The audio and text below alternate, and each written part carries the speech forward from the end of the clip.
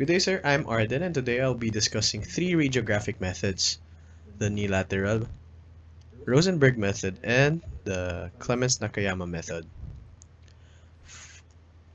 First is the lateral projection of the knee, or knee lateral. Patient lies in a lateral recumbent position. So, ganito po siya. Lateral recumbent. Rotate. Ayan. Tapos, yung affected side nakababa, which is the right, here. Then the knee is flexed 20 to 30 para ma-relax yung muscle. Flexion. Wait.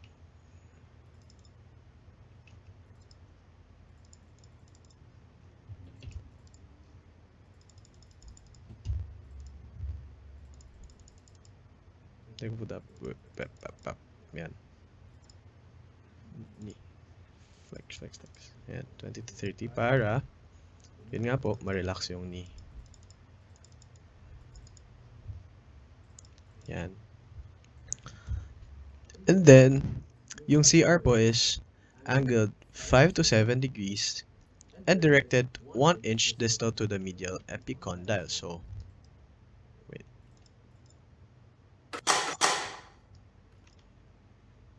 Directed 1 to 7 degrees.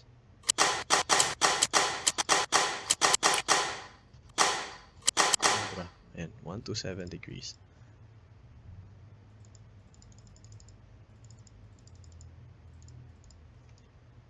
Ayan. This shows the the patella in lateral profile, the patellofemoral joint, and the superimposed femoral condyles. Tapos yung image appearance, condyle should be appeared superimposed, and si patella is in true lateral, and joint spaces should be opened. Mga errors here often occurs from over or under rotation. The next position naman po, or projection. The next projection is the PA axial weight bearing, or si Rosenberg method. So here naman, si patient is standing sa may bucky, na nakaharap sa bucky, tapos yung knees both flexed by 45 degrees.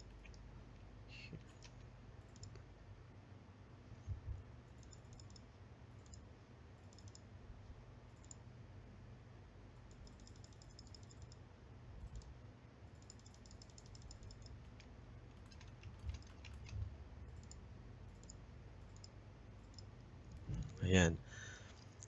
The central ray is perpendicular and directed half an inch below the patellar apex.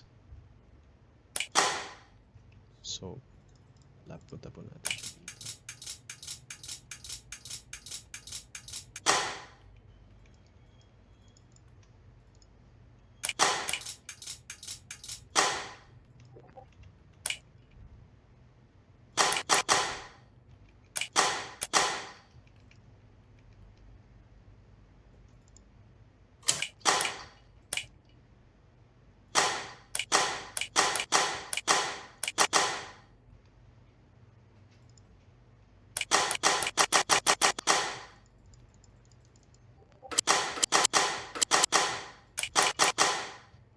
Ayan. Ayan po yan. Si CR nga is perpendicular, tsaka directed half an inch below the patellar apex. Tapos yung mga structures shown here, this projection demonstrates the intercondylar fossa, tibial spines, and joint space narrowing.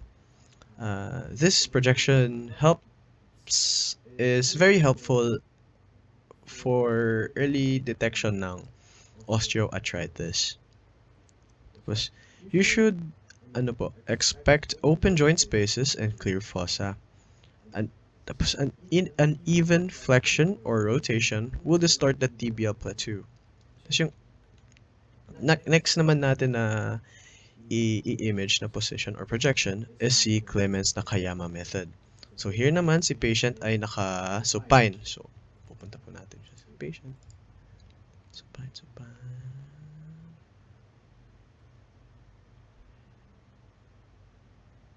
Nasa supine. Ayan, si supine. The patient is supine, tapos yung affected side is resting naturally. So, ayan po, naka-natural rest lang siya. Hindi po natin sila gagalawin.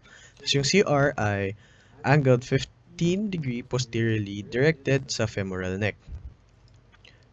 Pero hindi po natin, unfortunately po, hindi natin magagawa here since limited lang po yung movement na magagawa natin with the IR here. Ayun. Pero yung CR niya is 15 degrees posteriorly directed to the femoral neck. Tapos yung mga structure shown here is yung femoral head at saka si neck sa trauma cases, sa mga patient na may trauma cases na hindi nila maigalaw ang kanilang leg. Tapos yung image appearance naman po nito, dapat makikita natin yung femoral neck with minimal foreshortening. Pero mag-expect po tayo ng magnification dahil nakaka-oblique siya. Tapos kaya crucial si IR tilting.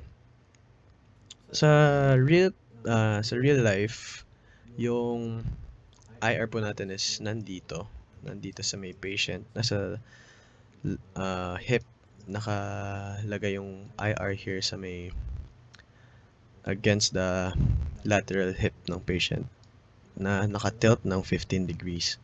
Kaso, yun nga po, like what I've said, limited po ang movement natin here with MedSpace VR, kaya hindi natin maipakita. Ayun lang po. That's it po. That's the 3 projection, si ni lateral, Rosenberg, at saka si Clemens Nakayama.